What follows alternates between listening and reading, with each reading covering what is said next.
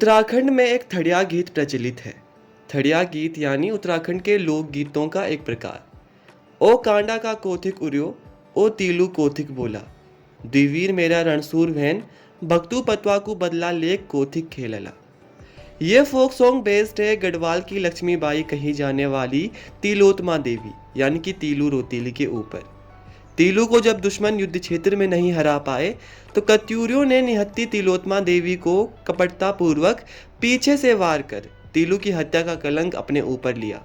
नमस्कार दोस्तों, मैं सुबोध गुसाई, स्वागत है आपका हिमालयन टॉक्स की खास पेशकश पर।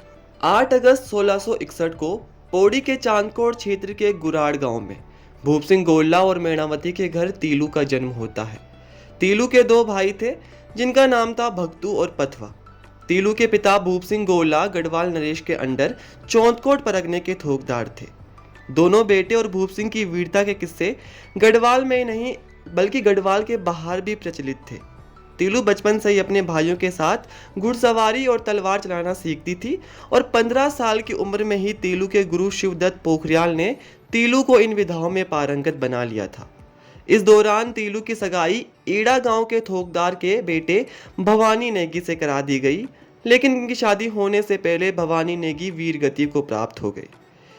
इस समय तक गढ़वाल में पंवार वंश और कुमाऊं में चंद वंश का शासन स्थापित हो चुका था, पर अभी भी परगनों में टूटे कत्यूरी गढ़वाल और कुमाऊं पर आक्रमण कर अपने शासन स्थापित करने की पुरजोर कोशिश कर रहे थे।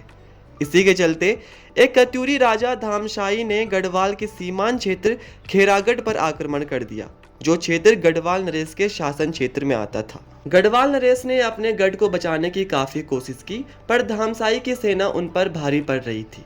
वो वापस लौट गए और उन्होंने इस युद्ध की कमान तीलू के पिता भूप सिंह और उनके बेटों को सौंप दी। तीलू के पिता और भाइयों ने बड़े बहादुरी से युद्ध लड़ा, परंतु अंत में उन्हें हार का सामना करना पड़ा। तीलू के पिता भूप सिंह सरायखेत के युद्ध में और उनके दोनों बेटे कांडा के युद्ध में वीरगति को प्राप्त हो गए। 15 साल की उम्र में तीलू ने अपने पिता और भाइयों को खो दिया, लेकिन तीलू ने अपनी अद्वितीय बहादुरी को दिखाते हुए अपनी सेना गठित कर कत्यूरियों से बदला लेने की ठानी। इसमें तीलू की मदद की तीलू के मामा रामू भंडारी और सलाहकार शिवदत्त पोखरियाल ने और तीलू की सहेलियां देवकी और बेलू ने। उस समय तीलू की सेना को प्रशिक्षण गुरु गौरीनाथ ने दिया। उन्होंने युवाओं को छापामार और गुरिल्ला पद्धति के युद्ध के तरीके भी सिखाए। तीलू ने सेना नायक की कमान संभाली, अपनी घोड़ी बिंदुली और सेना के साथ हुड़कों की थाप पर युद्ध के लिए प्रस्थान किया। तीलू ने अपना पहला अभियान खेरागढ़ से शुरू किया और मात्र 2 दिन में खेरागढ़ को कत्यूरियों से आजाद करवा दिया।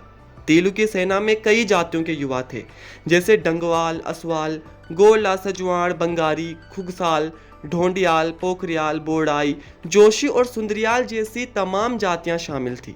खेरागढ़ के बाद तीलू ने रुकने का नाम नहीं लिया। तीलू ने लगातार 7 सालों तक युद्ध लड़ा। इन 7 सालों में तीलू ने हकोलीगढ़, इंडियाकोट, भौनखाल, उमरागढ़ी, सल्ट महादेव, मासीगढ़, सरायखेत, उपराई खाल, कलिंका खाल, डुमेलागढ़, भलंगभोड़ और चौखटिया समेत 13 किलों को जीता। इन युद्धों के निशान आज भी उत्तराखंड में तीलू के साहस की गाथाएं गाते हैं।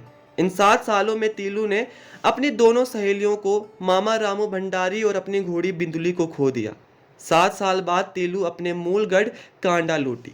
तीलू और उनकी सेना ने तल्ला कांडा में पूर्वी नयार के किनारे अपना शिविर लगाया। रात को जब सभी सैनिक सो गए तो गर्मियों का समय था और तीलू सोने से पहले स्नान करना चाहती थी। उन्होंने बिना अपने अंगरक्षकों को जगाए पूर्वी नयार में नहाने चली गई।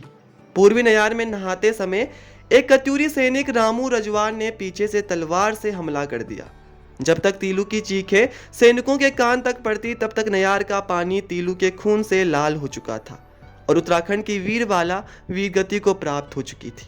उसके बाद शायद ही तिलोत्मा देवी जैसी वीरांगना का जन्म हुआ, जिसने 22 साल की उम्र में अपना नाम इतिहास में अमर कर दिया। तीलू रोतेली की याद में उत्तराखंड सरकार ने 2006 में तीलू रोतेली पुरस्कार शुरू किया।